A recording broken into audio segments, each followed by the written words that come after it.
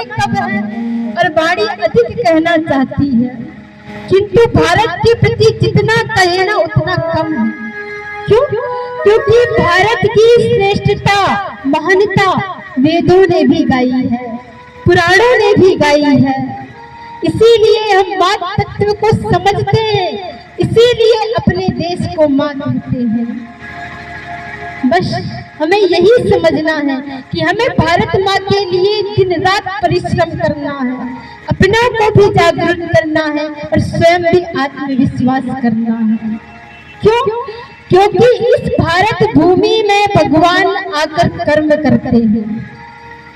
देखिए सज्जनों, ये जो भारत भूमि है भोग भूमि नहीं है।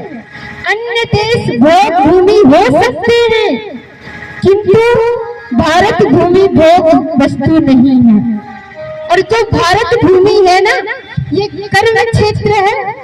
कर्म क्षेत्र क्यों कहा गया? इसके विषय में कहा जाता है कि भगवान इस कर्म भूमि में, इस भारत में कर्म करने के लिए तरसते हैं। देवता भी इस भूमि में कर्म करने के लिए ही आते हैं और अपने सुंदर सुंदर कर्म को करते हैं, सनातन को की ध्वजा को फहराते हैं, धर्म की विजय करते हैं। इसीलिए इस भारत भूमि को कर्म भूमि कहते हैं। और आप और हम सभी बड़े सुंदर भाव है हमारा कि आप हम सभी भारत भूमि में जन्मे हैं।